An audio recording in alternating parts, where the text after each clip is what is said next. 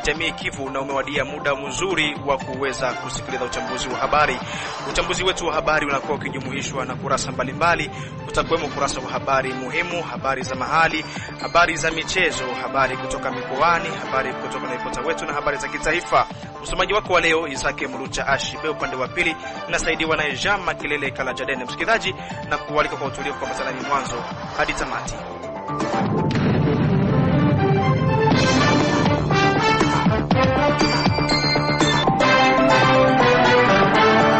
Kwenye ukurasa wa habari muhimu ninampisha Omari Makelele Uzile, karibu. Asante sana Isake Mulucha Ashibe. Katika habari muhimu tuanzie ukurugenzi sekta ya Mutambala ni kwamba wamepelekwa mjini Uvira wahasi wawili wa M23 waliojisalimisha kwenye kambi ya wazalendo ya Fabebe yake Ngoma Nzito Parugezi tarafani Fizi, ambako mateka hao wamedai kuwa ukosefu wa chakula na dawa ni sababu kubwa ya wao kujisalimisha mbele ya wazalendo. Huko katika mji wa Uvira ni kwamba jimbo la 33 la kijeshi jimboni Kivu ya kusini pa Uvira pamoja na operation za kivita Sokola D kusini mwa jimbo hili zimepokea viongozi wapya, ambako shughuli za magabiziano zimefanyika siku ya 4 ya wiki tunayo pa Uvira.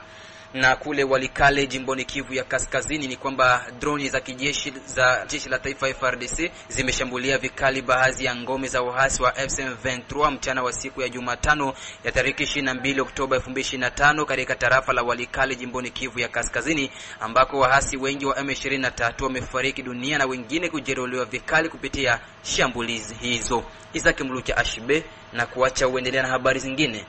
Asante sana Omari Makelele Uzile. Msikilizaji, na sasa tujikite katika uchambuzi wa habari zenyewe kwa kina, tukianzia hapa katika mji wa Baraka. Ni kwamba wazazi wameombwa kulipa ada ya shule sawasawa na makubaliano walioyafanya na makasisi. Hivyo ni baada ya sitofahamu kuonekana kwenye malipo ya ada wakati huu ambao kuna shuhudiwa mporomoko wa bei ya dola. Bwana Makwaza Alimasi Etienne ni mwakilishi wa kamati ya wazazi kwenye shule za Kikatoliki tarafani Uvira, Mwenga, Fizi na mjini Baraka. Ametoa wito wa kuheshimu makubaliano yaliyofanywa baina ya wazazi na uongozi wa mashule, huku akiongeza kusema kuwa atapeleka yeyote yule mbele ya sheria atakayejaribu kuvunja makubaliano hayo.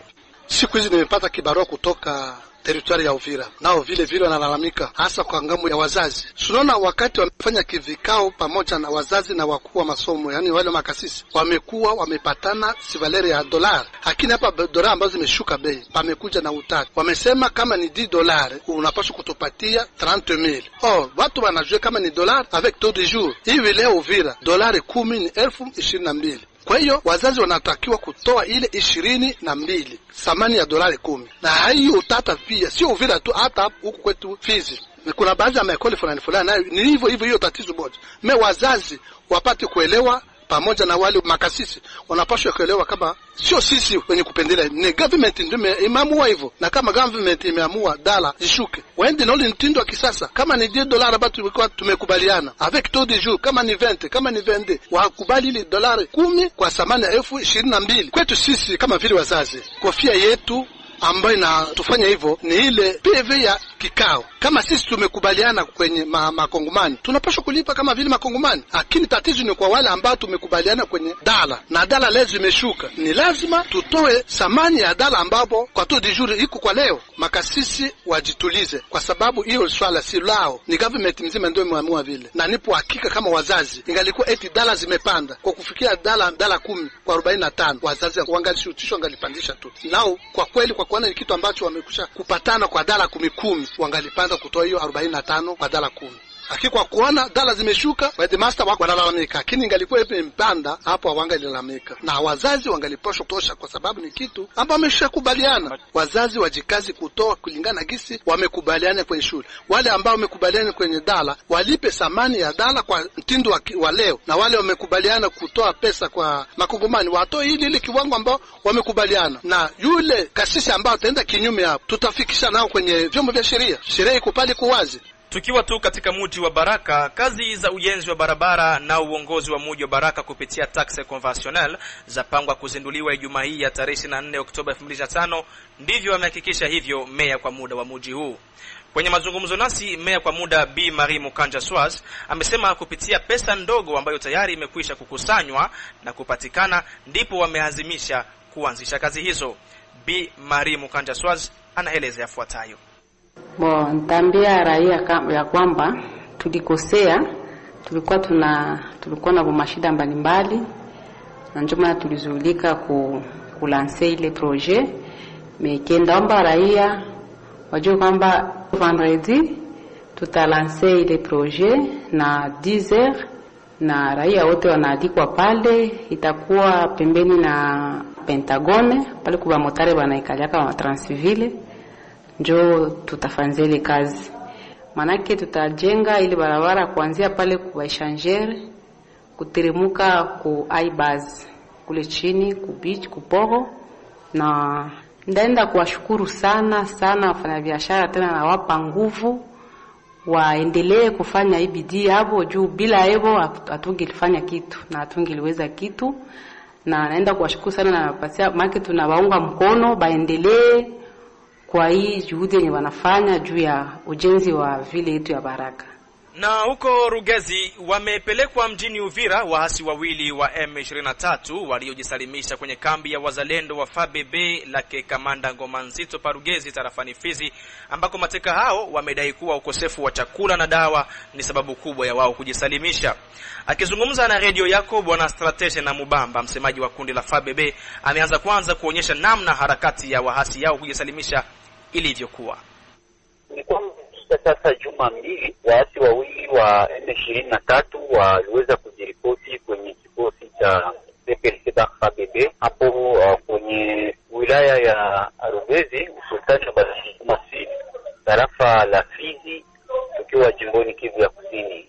Mateka hao wanadai kwamba walitoka tarafani Ruchuru, wote wawili, moja na umri wa miaka 30 na mwingine ana umri wa miaka 40. Walitokea Ruchuru wakadanganywa kwamba wanakuja jimboni Kivu ya Kusini kuendesha shughuli za kuuzisha maziwa na pia kuchunga ngombe. Lakini kwa ghafla wakishtushwa, walipowasili kwenye maeneo ya Kageregere wakashtushwa wanapewa silaha, wakielezwa kwa silaha ndio itawasaidia kisha kwenye maeneo ya Minembo, mahali ambapo wataendesha shughuli zao za ufugaji na pia uchuuzi wa maziwa. Ndio sasa hawa wanadai kwamba waliweza kujitoa kwenye kikundi cha M23 kwa sababu wanasumbuka sana huko kwenye maeneo ya Rugezi. Wanakosa chakula, wanakosa dawa, wanakosa chumvi, wanakosa vitu vingi ambavyo vinaweza vikawasaidia kwa kuishi, kwa sababu hali kwa sasa ya watu kwenye maeneo ya Rugezi baya kwa sababu ya ukosefu wa chakula, ndipo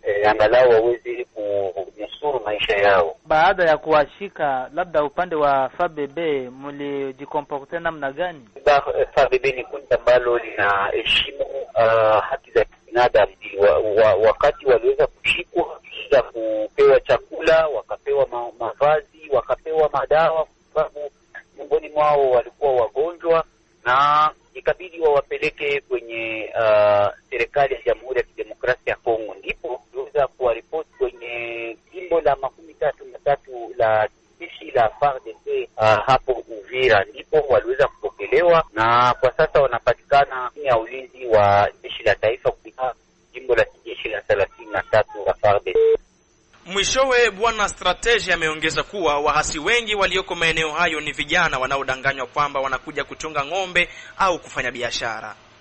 Wote wawili walikuwa na silaha mbili na pia na risasi zilikuwa ndani, na pia walikuwa na buruneti mbili. Walio wengi miongoni mwa ambao wanatumikishwa ni vijana wadogo ambao waliweza kushikwa, wengi wao kwenye mashule za huko jimboni Kivu ya Kaskazini Rwanda, na wakaenda nchini Jamhuri ya Kidemokrasia ya Kongo kwa malengo wa moja wao kuendesha shughuli za biashara, kuendesha shughuli za kufuga ng'ombe. Lakini walipofika huku wakatiwa wakatoa silaha ili kwamba waweze kuchangia kuweza kudumisha usalama mashariki mwa Jamhuri ya Kidemokrasia ya Kongo. Sasa wanachoka kwa sababu hali inayoishi ni mbaya, wanachoka na mateso ambayo wanayatia, wanaamua kutoa. Unakuta kwamba hawana malengo, wanapigana tu kwa sababu ya maslahi ya nchi ya Rwanda ambayo inataka kugawa Jamhuri ya Kidemokrasia ya Kongo. Na sasa tujielekeze huko katika mji jirani wa Uvira. Ni kwamba kutafakari juu ya kuchangia katika kutatua mzozo unaoibuka kati ya gavana wa jimbo la Kivu ya Kusini dhidi ya baraza la bunge la jimbo hilo ndio ilikuwa lengo kuu la mkutano usio wa kawaida ulioandaliwa nalo shirika jipya la raia pa Uvira. Kwake Mafikiri Mashimango, mratibu wa muundo huo, ameonyesha kuwa ni wajibu wao kama shirika la raia kuingilia kati juu ya mgogoro huo wa wabunge na gavana usizushe vinyume, hasa kipindi hichi ambacho nchi inakuwa kikabiliwa na vita. Mafikiri Mashimango ameeleza yafuatayo.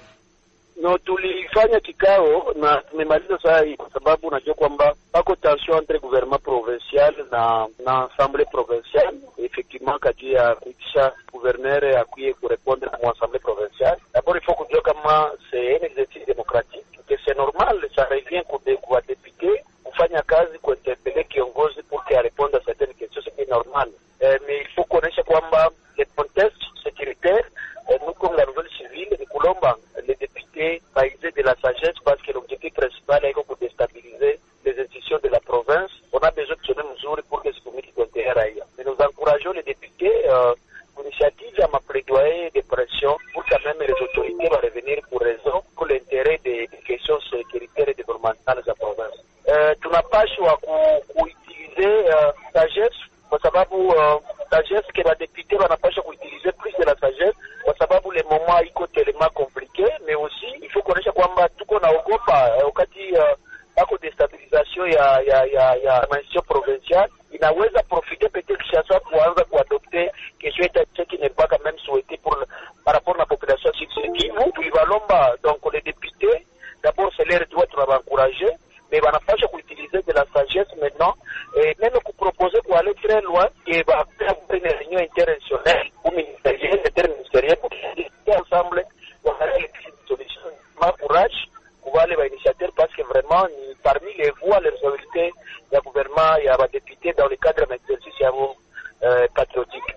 Donc d'abord nous comme shirika jipya la kiraia tunafanya tunapana point de vue yetu yenye tunalomba la sagesse de tout un chacun, mais comme ni kuambia ni kwa encourager les députés initiateurs mais kuutiliser maintenant de la sagesse mukazi watafanya parce que le contexte sécuritaire parfois il faut tenir compte na voie aussi ya kuikala pamoja peut-être aussi des solutions quand même louables kati ya kuangalia ya kueviter des tensions et de stabiliser les institutions provinciales. Comme société civile, chacun a joué rôle yake convenablement na kila mtu a respecter les tâches de l'un à l'autre, mais aussi kwenda mproski ya kujua kwamba ce qui est très important ni kuéchanger pamoja na trouver des questions capitales kati ya kuangalia province na uendelee. Tukiwa tu katika mji wa Uvira, jimbo la 33 la kijeshi au 33e region militaire jimboni Kivu ya Kusini pa Uvira pamoja na operations za kivita Sokola D kusini mwa jimbo hili zimepokea viongozi wapya ambako shughuli za magabiziano zimefanyika siku ya 4 ya wiki tunayo pa Uvira. Kwake notable Andre Badunia ametaja kupongeza kamanda mpya wa jimbo la 33 la kijeshi Bwana Jean-Jacques, huku akionyesha kuona giza upande wa kamanda mpya wa operation Sokola 2. Tunafurahi tumepata leo commandement mpya ku region militaire parce que kisha kufa ya commandant ya 33e region Bwana Mwepu Personam karibuni mwezi na nusu au mambo ingine. Mais leo tumefurahi wameleta General de Brigade Jean-Jacques kuya kumremplacer na kuona kama ataweza kutusaidia kurekipere maeneo parce que vraiment ndio objectif kabambi tuko nayo mkichwa yetu sasa hivi. Mambo ya masesele FCC yetu. Lakini hata niseme kwamba surprise kubwa kwa population ya Sud Kivu na notabilite yetu na diaspora ni kuona ya kwamba Kinshasa haijaelewa kwamba tuko kwenye vita. Na surprise nyingine kubwa ni kuona kwamba Kinshasa inaweza kujipermettre namna gani kutuletea les mêmes figures zetu tulikuwa tunakatalaka depuis zamani baki kutena kutudirige mu armée. Niko na jiposer question, est-ce que Kinshasa banayo ketoko mu vita? Est-ce que Kinshasa na yore elema ke Uvira, Fizi, Mwenga kama ziakamatiwa ni parce que bazalendo wali résister na quelques éléments FARDC waliangalia kwa mstari? Comment on peut se permettre aujourd'hui maison militaire à chef de l'État, état-major général, ministère de la défense, mukamate un général, un ancien du RCD, alors que RCD ya jana ya 1998 mpaka 2001 njo bale ba M23 baleo ndo banyarugabo na vingine benye balitumika betu tunayua. Mutu tumie mutu akiye kuremplacer un muzalendo sawa commandant général Lumbu ku secteur opérationnel Skola de Sud Kivu, mutulete mutu mwenye alitumika na RCD. Alors que RCD ndo iko Kamanyola ndiko Katogote. Ule mtu mwalikuwa napigana na Bayakutumba ba Makanaki na Barene na vingine ba mai yote bakashumba ba Kihai na vingine ndo mnatuma tena kie kupigana apige bandugu yake bebio Kamanyola. Atabapiga au atafanya nini? Mimi niletea boga. Notable Andre Biadunia anataja kushangazwa kuona mpaka sasa kamanda Olivier Gasita yupo kwenye wazifa wake hapa jimboni Kivu ya Kusini licha ya kuwa anapatikana mjini Kindu. Kumeme nomination habamutoi Gasita comme commandant région adjoint wa opération banamwachia pale banamwambia sikale Uvira ujikalia kwa Kindu. Donc Gasita nabakia nommé comme 33e région militaire adjoint chargé des opérations, mwenye najua silaha zote parce que yendo chargé na renseignement et opération. Hakuna ki komanda wake anaweza kufanya bila kumwassocier. Qu'est-ce qui se passe à Kinshasa? Nini ko Kinshasa? Est-ce que ba député yetu na bako? Est-ce qu'ils sont là? Na kama wako pale tout ce temps, ima wakati yote batu wanalalamika banafanya magomo ya demu ya 2 semaines wako kumanyumba Gasita atoke. Qu'est-ce qu'ils ont fait concrètement kwenda kumuona president kumwambia non batu wanakatala usirudishe huyu mtu atoke tia mtu mwingine? Qu'est-ce qu'ils ont fait?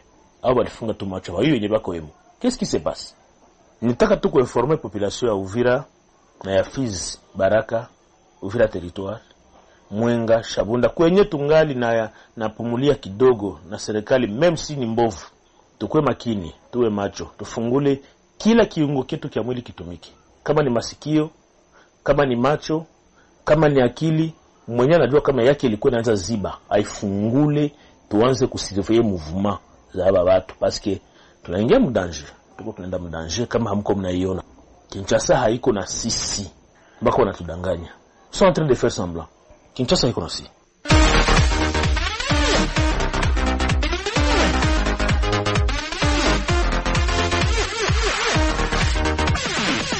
Nam, nilikuambia kwamba tutakuwa na ukurasa wa habari za michezo hivi sasa. Nampisha Sudi Valentin atuambie yale yaliyojiri viwanjani. Karibu Sudi. Ndiyo, asante mwenzangu Izake Murucha Ashibe. Leo kuna ukurasa wa habari za michezo. Tuanze na taarifa za hapa katika mji wa Baraka ambako mechi moja ya nusu finali ya tournament ya mechi za makata ambayo inasimamiwa na baraza la vijana hapa katika mji wa Baraka itaweza kushuhudiwa mchana wa siku ya 5 ya wiki tunayo tarehe 24 Oktoba mwaka 2025 majira saa 9 kamili za jioni kunako uwanja wa Rumumba hapa katika mji wa Baraka ambako itakuwa ni mechi kubwa kati ya kata ya Matata ambayo itaweza kukata Mzwa Fitna zidi ya kata ya Kalingano. Mechi itakuwa ni siku ya Ijumaa. Lakini kwingineko katika habari tu za hapa katika mji wa Baraka, mechi ya kirafiki ambayo ilikuwa inapangwa kupigwa siku ya Ijumaa kati ya CS Vijana Prestige dhidi ya klabu ya FC Presque Dubwari haitopigwa tena siku hiyo ya Ijumaa, bali mechi hiyo imepelekwa sasa siku ya Jumamosi ya tarehe 25 Oktoba mwaka 2025 ambako majira saa 9 kamili za jioni klabu ya CS Vijana Prestige watazokata Mzwa Fitna dhidi ya klabu ya FC Presque Dubwari, huku mechi ambayo ilikuwa inapangwa kupigwa siku ya Jumamosi kati ya muunganiko wa wachezaji hapa katika mji wa Baraka dhidi ya klabu ya Osima Sasa Chinjaua, mechi hiyo imeahirishwa kutokana na kutokuwa tayari kwa upande wa klabu ya Osima Sasa Chinjaua ambao wamesema wao siku ya Jumamosi hawatakuwa tayari. Kisha kuachana na taarifa za hapa katika mji wa Baraka, kwingineko ni kwamba ligi kukabambi hapo katika nchi ya Burundi maarufu Primus League itaweza kutimua vumbi kuanza siku ya Ijumaa, siku ya Jumamosi na siku ya Jumapili. Siku ya Ijumaa klabu ya Bumamuru watakipiga vikale dhidi ya klabu ya Aigle Noir, Vision watakata Mzwa Fitna dhidi ya klabu ya Garage Express, Ngozi City wataweza kukaribisha klabu ya Flambeau du Centre, Interstar watakipiga vikale dhidi ya klabu ya Muzinga FC, klabu ya Vitalo wataweza kukaribisha klabu ya Burundi Sport Dynamique, Messager Ngozi watakuwa uskoso dhidi ya klabu ya Kayanza United, na klabu ya Musongati wataweza kukata Mzwa Fitna dhidi ya klabu ya Rukinzo. Klabu ya Inter Miami ya huko katika bara la Amerika imethibitisha kuwa mshambuliaji wao machachari wa timu ya taifa ya Argentina Lionel Messi Toro La Purga ameongeza mkataba wa miaka 3 kuendelea kutumikia klabu hiyo mpaka mwaka 2028. Toro La Purga Lionel Andre Messi wa timu ya taifa ya Argentina alijiunga na klabu hiyo ya Inter Miami mwaka 2023 akitokea katika klabu ya Paris Saint-Germain hapo nchini Ufaransa, na mpaka sasa imechezea jumla ya michezo 88 na kufanikiwa kufunga jumla ya mabao 71. Acha ni wiki nukta kunako ukurasa wa habari za michezo mwenzangu Isaac Mulucha Ashiba.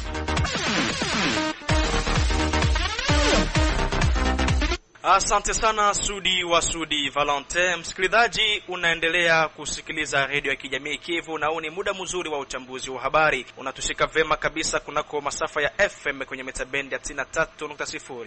Na sasa tujielekeze mbele kidogo huko Walikale. Droni za jeshi la taifa FARDC zimeshambulia vikali baadhi ya ngome za wahasi wa AFC M23 mchana wa siku ya Jumatano ya tarehe 22 Oktoba 2025 katika tarafa la Walikale jimboni Kivu ya Kaskazini, ambako waasi wengi wa M23 wamefariki na wengine kujeruhiwa vikali kupitia mashambulio hayo.